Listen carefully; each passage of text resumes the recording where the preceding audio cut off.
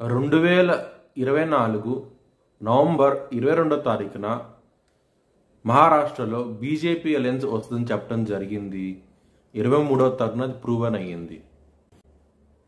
2022 జార్ఖండ్ ఎలక్షన్స్లో కాంగ్రెస్ గవర్నమెంట్ వస్తుందని చెప్పడం జరిగింది.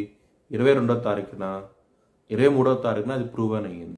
ఈ వీడియో నేను చేసి యూట్యూబ్ ఛానల్లో పెట్టాను. ఆ వీడియో కింద డిస్క్రిప్షన్ లో ఇచ్చాను. ఇది నిజమా కాదా అనుకుంటే కనుక మీరు ఆ వీడియో లింక్ డిస్క్రిప్షన్ లో ఇవ్వడం జరుగుతోంది. ఆ వీడియో లింక్ ఓపెన్ చేసి చూడండి. మకర రాశికి అధిపతి శని. మకర రాశిలో ధనిష్ట 1-2 పాదాలు, శ్రవణం 4 పాదాలు, ఉత్తరాషాఢ 2, 3, 4 పాదాలు ఉంటాయి.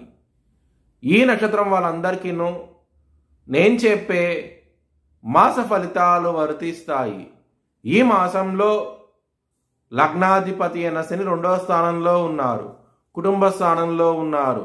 ఏలినాటి శని నడుస్తోంది. హెల్త్ పరంగా, కుటుంబ పరంగా ఇబ్బంది పడే అవకాశాలు ఎక్కువగా ఉన్నాయి. లగ్నంలో శుక్రుడు రాబోతున్నారు డిసెంబర్ 2వ తారీఖు నుంచి.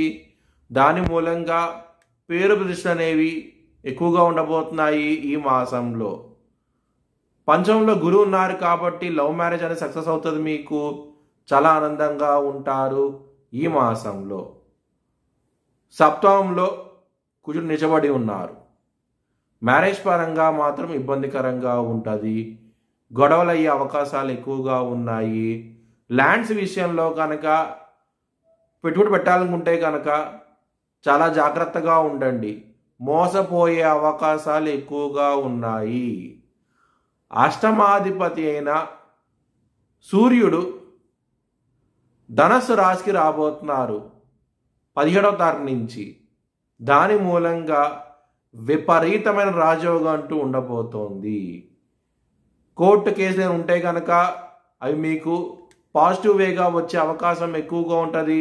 17వ తారీఖు నుంచి చాలా ఆనందంగా ఉంటారు. బిజినెస్ పరంగా పెట్టుబడి అనేది ఎక్కువ పెట్టండి. చాలా మంచి ఫలితాలంటూ ఉంటాయి. హెల్త్ పరంగా మాత్రం కొంచెం జాగ్రత్త అంటూ ఎక్కువ తీసుకోండి. కొలెస్ట్రాల్, బీపీకి సంబంధించిన విషయాల్లో ఇబ్బంది పడే అవకాశం ఎక్కువగా ఉన్నది. సూర్య అష్టకం చదువుకోండి. చాలా చాలా మంచి ఫలితాలంటూ ఉంటాయి. ఒకవేళ మీ జన్మ జాతకంలో కనుక శని కనుక బలహీనంగా ఉండి మరియు దశలు అంతర్దశలు యోగించకుండా ఉంటే కనుక ఖచ్చితంగా ఈ మాసంలో కనుక డబ్బు పరంగా మాత్రం చాలా చాలా ఇబ్బందికరంగా ఉంటుంది. మీ భవిష్యత్ వివరాల కోసమై హెచ్ఎల్ఎన్ జ్యోతిష్యాలను సంప్రదించండి.